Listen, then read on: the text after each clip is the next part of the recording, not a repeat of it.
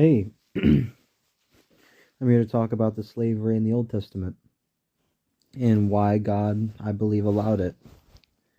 So, first off, we got to understand that God really doesn't have much control over other people because He gives us free will. He can instruct us on how to live, right? Hence the fact that He said not to abuse the slaves that they had. And most slavery, it seemed like, was a debt-based system. So basically, this person did something to this person and owed this person something, and so that person became a slave to that person because they owed that person something. So, instance, right, if someone stole from me $100,000, that person owed something to me, and so back then, that person would become a slave by their law. That wasn't God's law. That was their law. But God regulated the slavery so it wasn't abusive, so it was equally treated, right?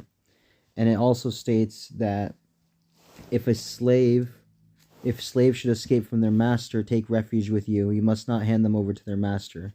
So basically, what I'm hearing, right, is if a slave owner or if a slave escapes their master and takes refuge, that's an insinuation that the master was not treating the person correctly, and so that person lost that slave.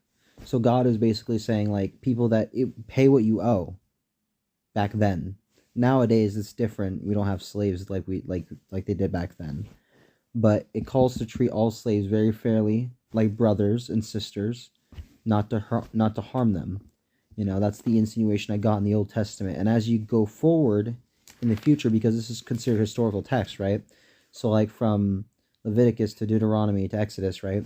It's throughout time, right? So by the time of the New Testament, when God humbles himself in human form in the form of Jesus Christ and sets the perfect example, he says, a new commandment I give you.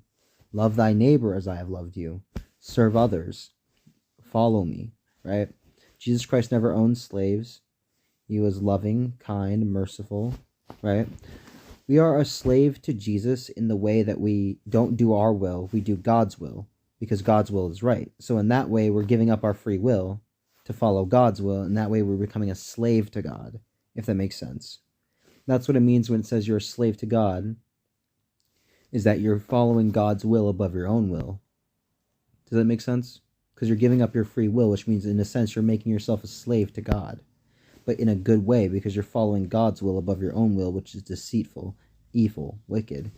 The Bible can be a little hard to interpret if you don't have the Holy Spirit with you, but I was here to clarify those things to you. That's my interpretation. That's what I'm understanding there. Fairness.